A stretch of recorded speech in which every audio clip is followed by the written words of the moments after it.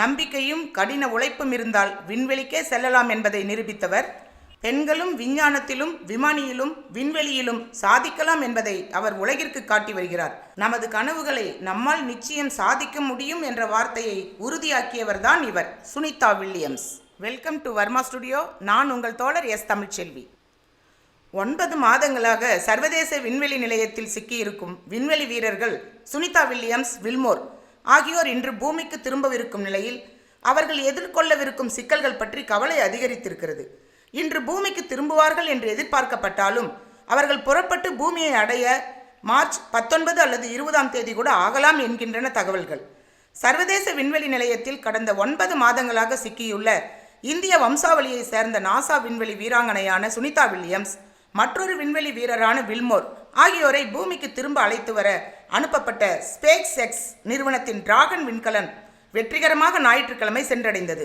இந்த டிராகன் விண்கலத்தில் தற்போது சர்வதேச விண்வெளி நிலையத்துக்கு சென்றுள்ள அமெரிக்கா, ஜப்பான் மற்றும் ரஷ்ய நாடுகளைச் சேர்ந்த 4 விண்வெளி வீரர்களுக்கு சில பயிற்சிகளை அளித்த பின்னர் சுனிதா வில்லியம்ஸ், வில்மோர் ஆகியோருடன் மேலும் 2 விண்வெளி வீரர்கள் நாளை பூமி திரும்புவார்கள் என எதிர்பார்க்கப்படுகிறது. மிக நீண்ட காலமாக அவர்கள் விண்வெளியில் இருப்பதால் மனித உடல் பல்வேறு சிக்கல்களை எதிர்கொள்ளும். அதாவது விண்வெளியில் புவியீர்ப்பு சக்தி இல்லாததால் மனிதர்களுக்கு எலும்பு அடர்த்தி குறையும், தசைகள் தளர்ச்சி அடையும், கண் பார்வை பிரச்சனை ஏற்படலாம், கண் நரம்புகளில் அழுத்தம் போன்றவையும் அவர்கள் பூமிக்கு திரும்பும் போது ஏற்படும். இந்த பிரச்சனைகளால் அவர்களால் ஓரிடத்தில் நிற்க முடியாது. அவர்களது உடல் புவியீர்ப்பு சக்திக்கு ஈடு கொடுத்து சமநிலையில் நிற்க முடியாமல் அவதிப்படும். இதனால் அவர்களால் நடக்கவும் முடியாது என்கின்றார்கள் விஞ்ஞானிகள். இதெல்லாம் சில நாள்களுக்கு தற்காலிகமானதுதான் என்பதும் சில பயிற்சிகள் மூலம் இயல்பு நிலைக்கு திரும்புவார்கள் என்றும் கூறப்படுகிறது. ஆனால் அதிக நாட்கள் விண்வெளியில் இருந்ததால் அதிகப்படியான ரேடியேஷன் காரணமாக விண்வெளி வீரர்களுக்கு புற்றுநோய் வருவதற்கான ஆபத்து அதிகம் இருப்பதாகவும் சிலருக்கு மனநிலை பிரச்சனை ஏற்படுவதாகவும் கூறப்படுகிறது. அதிக நாட்கள் இயல்பு வாழ்க்கையில் இருந்து வெளியேறுவதாலும் தனிமையும் சில மனநல குறைபாடுகளை ஏற்படுத்துவதாகவும் கூறப்படுகிறது. மார்ச் 19 புதன்கிழமையோ அல்லது அதற்கு மறுநாளோ 4 வீரர்களுடன் சர்வதேச விண்வெளி நிலையத்தில் இருந்து விடுவிக்கப்படும் டிராகன் விண்கலம் அமெரிக்காவின் புளோரிடா மாகாணத்தையொட்டி கடல் பகுதிக்கு வரும் என்றும் கூறப்படுகிறது. சுனிதா வில்லியம்ஸ் ஒரு அமெரிக்க விண்வெளி வீராங்கனை மற்றும் முன்னாள் கடற்படை விமானி. இவர் 1965இல் அமெரிக்காவின் ஒஹாயோ மாநிலத்தில் பிறந்தார். இவருடைய தந்தை இந்தியாவை சேர்ந்தவர். குஜராத் மாநிலத்தை சேர்ந்த டாக்டர் தீபக் பாண்டியா ஒரு நரம்பியல் மருத்துவர். சுனிதா வில்லியம்ஸ் சிறுவயதில் இருந்து அறிவியல் மற்றும் விமானங்கள் குறித்த ஆர்வம் கொண்டிருந்தார். இவர் அமெரிக்காவின் US நேவல் அகாடமியில் படித்து கடற்படை ஹெலிகாப்டர் பைலட்டாக பணியாற்றினார். பின்னர் விண்வெளிக்கான ஆர்வத்தினால் நாசாவில் சேர்ந்து விண்வெளி வீராங்கனையாக மாறினார். 2006-2007இல் முதல் விண்வெளி பயணத்தை மேற்கொண்டார். அந்த பயணத்தின் போது 195 நாட்கள் அந்த விண்வெளி பயணத்தில் கழித்திருக்கிறார். அது அப்போதைய பெண்களுக்கு உச்ச சாதனையாக இருந்தது. இவர் விண்வெளியில் 50 மணி நேரம் 40 நிமிடங்கள் நடந்து சாதனை படைத்திருக்கிறார். இவர் எக்ஸ்பெடிஷன் 32/33 குழுவில் ISS-இல் 127 நாட்கள் வெற்றிகரமாக 2வது விண்வெளி பயணத்தை 2012ஆம் ஆண்டில் முடித்திருக்கிறார். பெண்ணாக விண்வெளியில் நீண்ட நேரம் பணியாற்றிய முன்னணி வீராங்கனை சுனிதா வில்லியம்ஸ். சுனிதா வில்லியம்ஸ் மற்றும் அவரது குழுவினருக்கு விண்வெளி பயணத்தின் போது ஏற்பட்ட எதிர்நோக்கிய சில சிக்கல்கள். போயிங் ஸ்டார்லைனர் விண்கலம் United launch alliance atlas V rocket மூலம் விண்வெளிக்கு அனுப்பப்பட்டது. விண்வெளியில் பூமியுடன் தொடர்பு துண்டிக்கப்பட்டது. சில நேரங்களில் சுனிதா வில்லியம்ஸ் மற்றும் அவருடைய குழு நாசாவுடன் தொடர்பு கொள்ள முடியாத சூழ்நிலையும் ஏற்பட்டது. ஸ்டார்லைனர் விண்கலத்தில் சில போக்குவரத்து மற்றும் இயக்க கட்டுப்பாடு பிரச்சனைகள் இருந்தன. இது வழி தவறுவதற்கான ஆபத்தை ஏற்படுத்தியது. விண்வெளி குழுமத்தில் இருந்து பூமிக்கு திரும்பும் போது திடீர் இயந்திர கோளாறுகள் ஏற்பட்டு வழி தவறும் அபாயம் இருந்தது. விண்கலம் பூமிக்குள் நுழையும் கோணத்தில் சிறிய தவறு ஏற்பட்டால் விண்கலம் வெப்பமாகி நாசமாகும் அபாயமும் இருந்தது. கடைசி கட்டத்தில் நாசா மற்றும் குழுவிற்கிடையே தொடர்பு முற்றிலும் துண்டிக்கப்பட்டது. இது பாதுகாப்பு தரங்களை தாண்டிய நிலைக்கு சென்றது.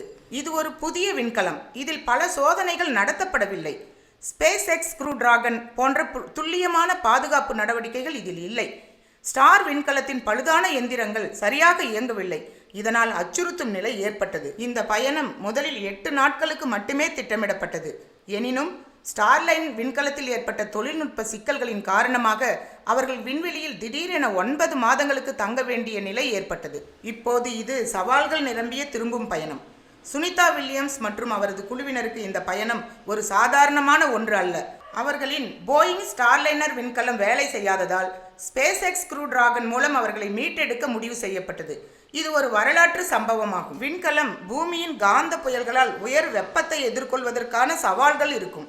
வெப்ப கட்டுப்பாட்டு துண்டுகள் தகுந்த வேலை செய்யாத பட்சத்தில் விண்கலம் கருகிவிடும் அபாயம் உள்ளது.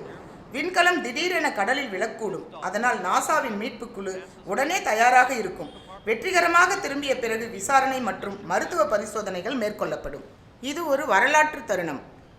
போயிங் ஸ்டார்லைனர் தோல்வியடைந்ததால் ஸ்பேஸ் எக்ஸ் க்ரூ டிராகன் முதல் முறையாக ஒரு ரெஸ்கியூ மிஷன் நடத்துகிறது. ஸ்பேஸ் எக்ஸ் க்ரூ டிராகன் விண்கலத்தில் ஆட்டோமேட்டிக் ஆபத்து நீக்குதல் உள்ளது.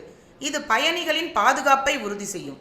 ஆனால் விண்வெளியில் இருந்து பூமிக்கு வரும்போது க்ரூ டிராகன் 3000 கிலோமீட்டர் வேகத்தில் சீறி பாய்ந்து வரும். இதன் காரணமாக அது பூமியின் வளிமண்டலத்தை மிகவும் அதிகமான வெப்பத்தில், அதாவது 1650 டிகிரி செல்சியஸிலிருந்து 3000 டிகிரி ஃபாரன்ஹீட் வரை எரியும் பந்தாக மாறும். ஹீட் ஷீல்டு, அதாவது வெப்ப பாதுகாப்பு தட்டு சரியாக வேலை செய்யாவிட்டால் விண்கலம் எரிந்தே விடும். விண்கலம் பூமியின் வளிமண்டலத்திற்குள் நுழையும் போது கடுமையான வெப்பத்தால் அதன் பிளாஸ்மா லேயர் உருவாகும். இதன் காரணமாக நாசா மையத்துடன் எந்த ஒரு தகவல் தொடர்பும் சுமார் 7 முதல் 10 நிமிடங்கள் முற்றிலுமாக துண்டிக்கப்படும். இதுவே ஒரு மிகப்பெரிய ஆபத்து. ஏனெனில் இந்த நேரத்தில் விண்கலம் கட்டுப்பாடின்றி இருக்கலாம். க்ரூ டிராகன் சரியாக இயக்கப்படாவிட்டால் அது தரையிறங்கும் இடத்தை தவறாக கணக்கிட்டு கடலில் தவறாக விழுந்துவிடும். இதன் காரணமாக நாசா பல மீட்பு குழுக்களை முன்கூட்டியே பல்வேறு இடங்களில் தயாராக வைத்துள்ளது. க்ரூ டிராகன் பரவலான சுழற்சியில் விழுந்துவிட்டால் பயணிகள் காற்றேற்பாட்டில் பிரச்சனையை எதிர்கொள்ளலாம். க்ரூ டிராகன் கடலில் விழும்போது அது அழுத்தமான அதிர்வுடன் கீழே விழும். உள்ளழுத்த மாற்றம் பயணிகள் திடீரென்று டீகம்ப்ரெஷன் உணரலாம். இது மூச்சு திணறலை ஏற்படுத்தும். மீட்பு குழு கடலில் விரைவாக சென்றாக வேண்டும். மீட்பு குழு ஒருபோதும் தாமதமாக முடியாது. இல்லையெனில் பயணிகள் ஆக்சிஜன் டிஃபிஷியன்சி ஏற்பட்டு மயங்கலாம். எதுவாயினும் இந்த சாதனை பெண் மற்றும் அவரது குழுவினர் பூமிக்கு பத்திரமாக திரும்பிட நாம் அனைவரும் காத்திருப்போம். சாதனை பெண்ணே, நீ மீண்டும் தடம் பதிப்பாய். நாங்கள் ஆவலுடன் காத்திருக்கிறோம். நன்றி. நான் உங்கள் தோழர் எஸ் தமிழ்ச்செல்வி.